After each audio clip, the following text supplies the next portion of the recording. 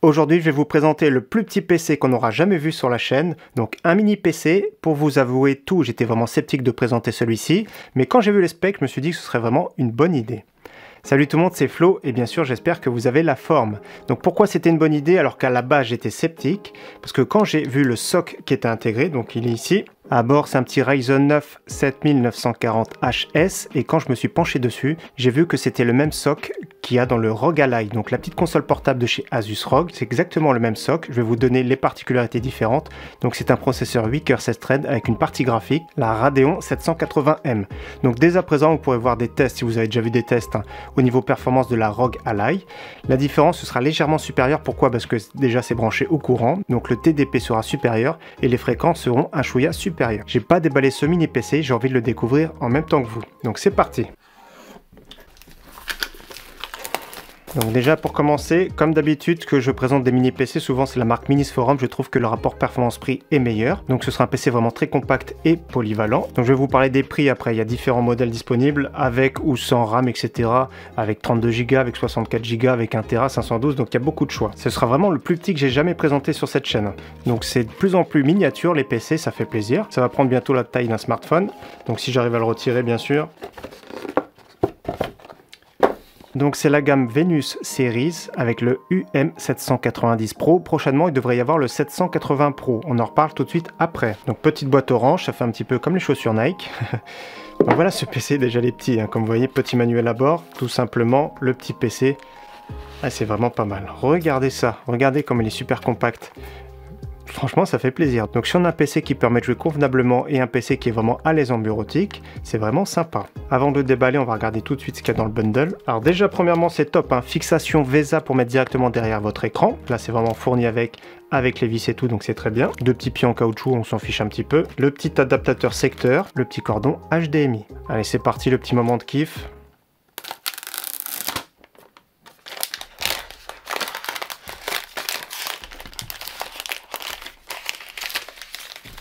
Alors déjà au niveau de la finition, regardez, c'est vraiment pas mal. Juste le petit logo Minisforum, on fait le petit tour vite fait. Il y a 4 patins, donc il y a 2 patins de remplacement justement dans le bundle. On voit le petit ventilateur à l'arrière, donc ça va être pour aérer un petit peu tout ça, pour dissiper la chaleur bien sûr. Le niveau, la finition métallique, tout ça c'est vraiment pas mal, donc ça fait un petit peu un produit de qualité. Donc faisons le tour, bouton power ici, 2 USB 4, donc USB type C, casque et micro ici. Là c'est un petit reset BIOS je pense. Donc dissipateur ici sur le côté, à l'arrière 2 HDMI. Vous pourrez brancher je pense 4 écrans en USB 4, justement les 2 autres écrans. Ensuite l'adaptateur secteur, câble Ethernet. Également vous pourrez vous connecter en Wi-Fi 6E. Également il y a le Bluetooth 5.3 et nous avons 4 USB 3. Donc voilà, franchement au niveau de la qualité tout ça c'est bien. Au niveau de la taille, on va regarder de suite. Donc ça fait 13 cm. Sur 12,5, donc beaucoup plus petit qu'une alimentation. De hauteur, on est à moins de 5 cm, donc c'est vraiment excellent. Donc concernant le processeur ici à bord, c'est le Ryzen 9 7940HS, donc un dérivé du SoC du ROG Ally, c'est le Z1 Extreme, donc je me suis bien renseigné. Donc le Z1 Extreme notamment qui fait 28 watts de TDP, celui-ci c'est 54 watts de TDP. La partie graphique comme j'ai dit c'est la Radeon 780M, donc le but de ce type de PC c'est plus pour jouer en 1080p qualité faible à au moins 60 fps et on va tester bien sûr ce PC. Autre précision ici, j'ai un Ryzen 9, mais il va arriver un dérivé justement en Ryzen 7 qui devrait être moins cher, toujours pareil 8 coeurs 16 threads. Les specs c'est vraiment kiff kiff. Celui-ci va monter le plus haut en boost jusqu'à 5,2 GHz. Que ce soit le Ryzen 7 ou le Z1 Extreme du ROG Ally monte en boost jusqu'à 5,1. Seulement la ROG Ally au niveau des fréquences de base est beaucoup plus basse, bien sûr parce que c'est une console portable, donc il faut que ça consomme moins, il faut maîtriser vraiment l'enveloppe thermique. Celui-ci on va dire qu'il est un tout petit peu plus débridé, donc je pense qu'au niveau performance ça va être 5 voire 10% au-dessus d'une ROG Ally. Donc c'est parti, je vais la démonter et on va regarder comment c'est foutu. Je pense qu'il faut retirer les patins, mais je suis pas sûr, donc on va voir ce que ça donne. Donc oui en effet, regardez, il faut bien retirer les patins déjà pour voir comment c'est dedans. Et il y a 4 vis. Donc pour pas faire de bêtises, je vais remettre ici dans sa protection. Donc on va regarder comment c'est fait dedans justement et après je vais vous expliquer. Il y a des versions qui existent justement sans RAM et sans SSD. Donc je vous parle tout de suite après du prix, mais je vais démonter déjà ce 4e patin. Voilà, qui est collé. Alors sur le petit tournevis de chez Action, c'est très pratique. Donc voilà, ça se dévisse super bien. Donc on va voir si je peux l'ouvrir comme ça. Alors, ça s'ouvre bien, donc ça va, c'est soft. Donc, je vous montre comment c'est fait. Déjà, c'est attaché. Donc, il faut bien faire attention, pas tirer comme un bourrin. Donc il y a le petit connecteur ici que j'enlève, il y a le petit ventilateur qui est connecté dessus. J'ai une version avec un SSD PCI Express 4.0, donc on peut mettre un deuxième, qui sera juste ici le deuxième, regardez juste au-dessus de la carte Wi-Fi. Donc il y aura un deuxième possible, donc deux emplacements PCI Express 4.0, donc j'ai un SSD d'1 Tera, j'ai 32 Go en DDR5, je vais regarder la fréquence avec vous. Donc déjà je vois la marque Kingston, donc 1024 GB, bien sûr au niveau des débits, hein, c'est pas ce qui se fait de plus performant, mais ça reste vraiment correct, hein, c'est du PCI Express 4.0, donc je le mets de côté parce que je vais mettre directement mon SSD personnellement, mais il y a déjà Windows qui est inclus, donc licence de Windows, qui est déjà préinstallée d'ailleurs. Au niveau de la RAM, ils ont mis un petit dissipateur, regardez comment c'est fait. On dirait que c'est de la 5600, mais je suis pas sûr, on va regarder avec CPU-Z après, mais on dirait du 5600. Voilà, j'ai remis en place. Donc je vais vous parler maintenant du prix, parce que le prix ça compte énormément. Donc au niveau du prix, il y a plusieurs modèles disponibles, donc je mettrai deux liens en description, le lien sur le site directement, mais aussi le produit sur Amazon. Donc exactement le mien sur Amazon avec le petit coupon appliqué, c'est 790 €, donc c'est un prix conséquent. Donc on espère qu'il sera performant à la fois en applicatif et performant en jeu. De toute façon, il est vraiment très compact. Également, il y a sur le site directement de Minisforum, donc il existe en version à partir de 585 €, c'est-à-dire sans RAM, sans SSD, donc vous pourrez en ajouter par la suite, qui vont jusqu'à 889 € avec le modèle plus haut de gamme. 1 Tera de SSD, je crois qu'il y a 64 Go de RAM, donc c'est vraiment monstrueux. Donc 889 € maximum. L'avantage sur le site Amazon, bien sûr, c'est que le SAV, c'est plus facile. Donc voilà, on a fait le tour des specs. Moi, je vais mettre mon SSD dedans. Je vais prendre le temps de le tester, voir la chauffe, la consommation, etc. Et nous, on se retrouve tout de suite après. Alors les tests sont terminés, que vaut ce mini PC? Est-ce que c'est un bon choix ou pas? On voit ça tout de suite, on va parler des performances pour commencer. Donc j'ai testé premièrement la partie processeur, le plus simple que j'utilise bien sûr c'est Cinebench R23 qui fait tourner en boucle pendant 10 minutes et en plus de ça, ça fait chauffer. Donc Cinebench R23, j'ai fait un score de 15 324 points. Plus ou moins Ryzen 7 5800X au niveau du score, donc 5700X, 5800X, donc processeur Weaker 16 thread comme celui-ci, donc c'est déjà intéressant. CPU-Z, si vous voulez comparer, c'est très simple. En multicore, c'était 7171 points. Donc partie processeur, c'est pas mal, de toute façon, je m'attendais à ça, plus ou moins. C'est un processeur Ryzen moderne, c'est-à-dire Weaker 16 thread, donc c'est vraiment un processeur performant en multitâche. Ensuite, je suis parti sur un 3D Mark, donc du grand classique, n'hésitez pas à comparer, la démo est gratuite sur Steam. 3203 points, donc c'est moyen, c'est sans plus, mais pour une partie graphique intégrée, c'est vraiment pas trop mal, je trouve, comme score. Donc ensuite, j'ai fait des jeux, bien sûr, en 1080p, en qualité faible. Donc précision, bien sûr, parce qu'il y a des jeux, quand on met en qualité faible, des fois, il met l'échelle de résolution en 50%. Donc j'ai tout mis en 100% pour que ça corresponde, bien sûr, à du 1920 par 1080p. Et je vais vous dire à chaque fois quand j'ai utilisé notamment le FSR, et quand c'est le cas, je l'ai mis en mode performance. Donc c'est parti, Call of Duty Modern Warfare 2, benchmark intégré, 77 de moyenne.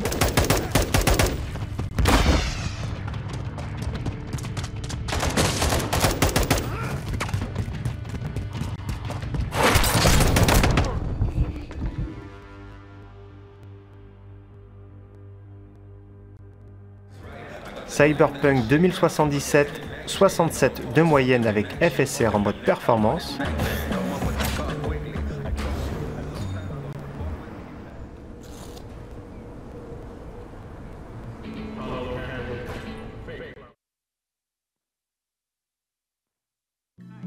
Far Cry 6, 94 de moyenne avec le FSR en mode performance.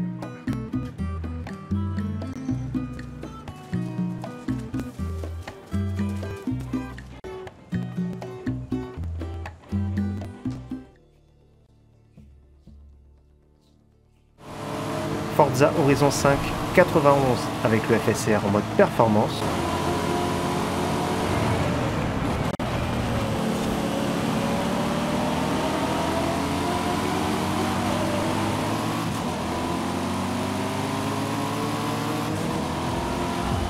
Horizon Zero Dawn, 54 de moyenne.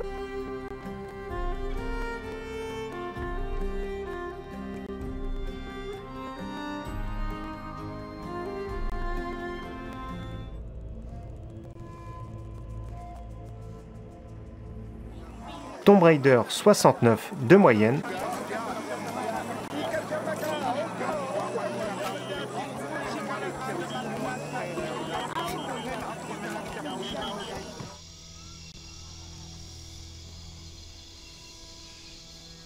Rainbow Six Siege, 130 de moyenne.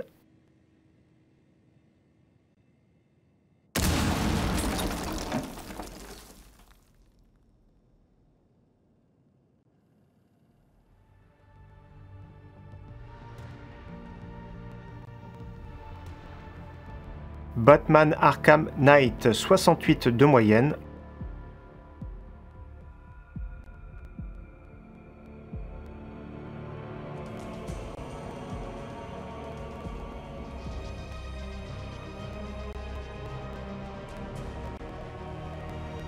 Borderlands 3, 79 de moyenne.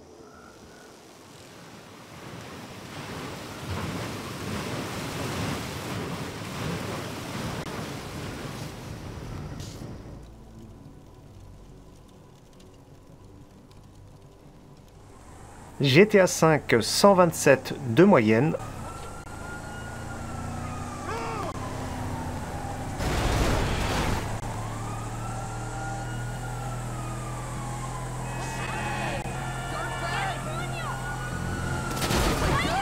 Ensuite, des jeux plus compétitifs avec CSGO, j'étais environ 200 de moyenne.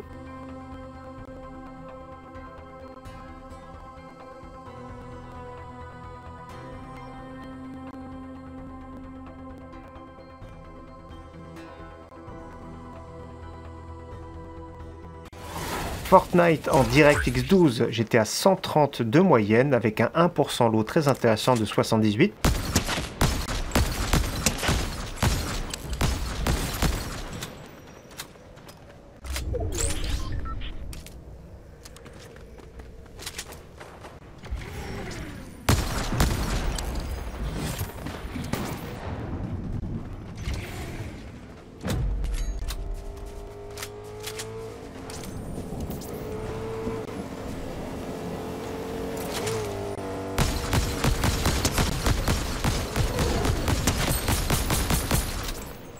Apex, j'étais un tout petit peu plus de 100 de moyenne avec un 1% lot de 70, donc qui est vraiment pas mal.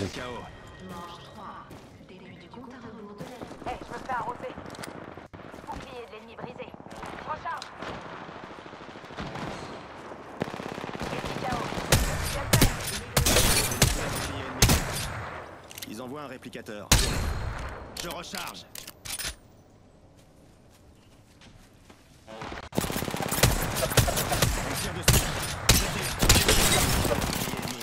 Je recharge. Je suis pris au piège.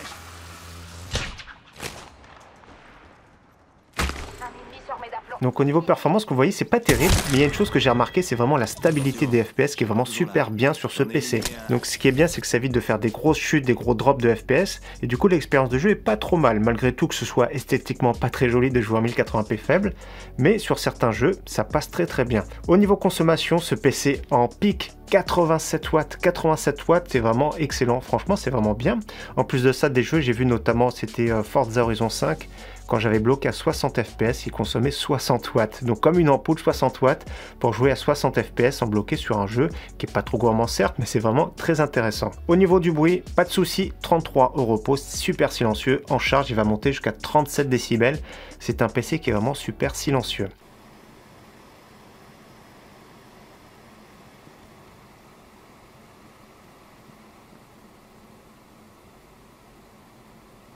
Au niveau température maximum, j'étais un tout petit peu en dessous de 70 degrés, donc la chauffe est maîtrisée. Je crois qu'à chaque fois d'ailleurs la pâte thermique c'est du liquide métal.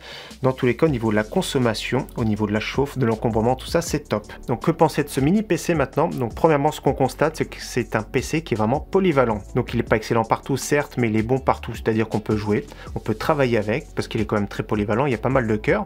Donc on peut dire que c'est un PC qui est destiné pour ceux qui veulent plutôt un PC bureautique et se faire plaisir de temps en temps pour jouer. Autrement, c'est vrai que ce type de PC c'est pas destiné à tout le monde, c'est difficile à faire évoluer, on peut juste faire évoluer la RAM et le stockage. Donc comme j'ai dit, il y a plusieurs versions disponibles, donc après c'est à vous de faire votre choix, vous pourrez prendre la version nue, c'est-à-dire sans SSD, sans stockage. Autrement, au niveau du point négatif, la seule chose que je vais reprocher, c'est que je le trouve un peu trop cher, et je vous conseille d'ailleurs d'attendre la version avec le Ryzen 7 qui sera à peine moins performant et surtout moins cher. C'est vrai que les Ryzen 9 mobiles, je trouve qu'ils servent vraiment à rien, donc c'est juste le nom qu'ils ont pris pour augmenter le prix, ils augmentent légèrement la fréquence, mais au niveau performance sur les mobiles entre un Ryzen 7 et un Ryzen 9, il y a vraiment peu de différence.